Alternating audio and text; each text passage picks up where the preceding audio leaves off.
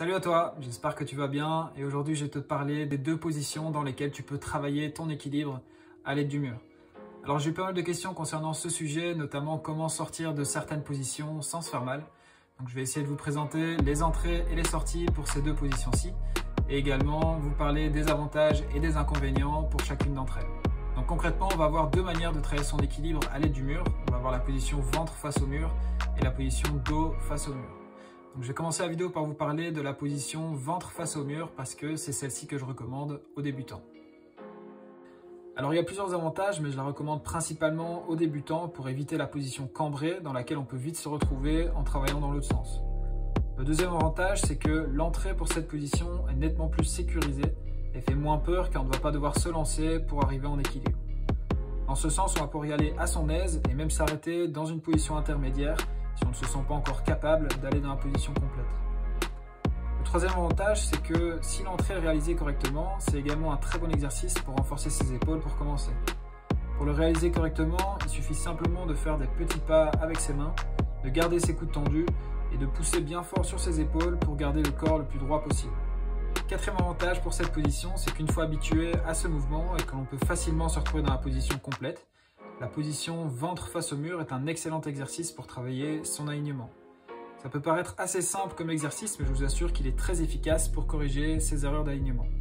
Le cinquième et dernier avantage de cette position, c'est qu'on va pouvoir travailler son équilibre facilement avec plusieurs exercices. Je ne vais pas m'étaler sur ce sujet parce que j'ai déjà fait une vidéo sur comment trouver son équilibre à l'aide du mur. Je vous mettrai le lien dans la description. Mais si j'ai bien un conseil à vous donner, c'est qu'il ne faut pas pousser contre le mur avec ses pieds, mais plutôt amener du poids vers l'avant pour pouvoir décoller tout doucement le pied qui est en contact avec le mur. Pour sortir, vous avez deux options. Soit vous faites le chemin inverse comme pour la montée, ou alors vous faites une rotation. Donc l'avantage de travailler la rotation, c'est que c'est exactement la même méthode que vous allez pouvoir utiliser pour retomber sur vos pieds quand vous entraînerez sans l'aide du mur. Je sais que ça peut paraître impressionnant au début, mais essayez de décoller la jambe de votre choix pour venir la déposer sur un côté au sol. Continuez à pousser bien fort sur vos épaules et amenez une de vos mains vers l'avant pour faciliter la rotation du corps. Passez le temps nécessaire pour maîtriser cette sortie pour qu'elle devienne intuitive et facile à faire. Alors le gros désavantage de travailler ventre face au mur, c'est qu'on ne va pas pouvoir entraîner ses entrées. Et c'est d'ailleurs l'avantage principal de travailler son équilibre dos face au mur.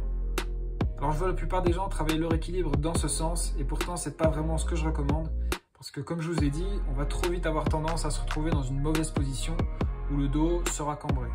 Alors évidemment c'est possible d'avoir un positionnement correct en travaillant dans ce sens, mais c'est très compliqué quand on débute et la plupart des gens qui arrivent à trouver leur équilibre de cette manière vont terminer par avoir un mauvais alignement. Alors pour tous ceux qui n'accordent pas vraiment d'importance à avoir un équilibre bien droit, il n'y a pas de problème à l'entraîner dans ce sens-ci. Et pour tous ceux qui s'intéressent à la technique du mouvement, je vous conseille de l'entraîner majoritairement dans l'autre sens comme je vous l'ai présenté juste avant. Bien réalisée, elle peut quand même être utile et pour éviter de se retrouver en position cambrée, il faut simplement éviter de placer ses mains trop loin du mur et penser à bien pousser sur ses épaules pour être le plus droit possible. Il n'y a pas vraiment d'astuce bien spéciale pour rentrer et sortir de cette position, mis à part le fait de pratiquer un maximum.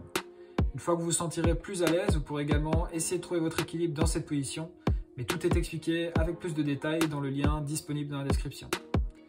Comme je vous ai dit, le gros avantage avec cette position, c'est qu'avec le temps, vous allez pouvoir entraîner vos entrées non insistées, simplement en reculant vos mains du mur.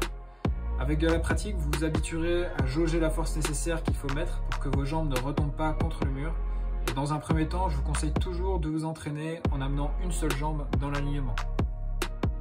Avec le temps, ce sera à vous de juger quand vous vous sentirez capable de vous entraîner sans l'aide du mur. Et je vous conseille d'abord de vous entraîner à retomber convenablement pour ne plus avoir peur de tomber. Comme je vous ai expliqué plus haut, il suffit simplement d'initier le mouvement en amenant une jambe sur le côté pour engager la rotation.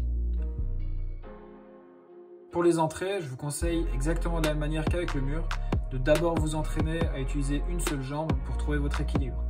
Soyez le plus lent possible dans vos mouvements et habituez-vous de cette manière-là avant d'amener les deux jambes en même temps.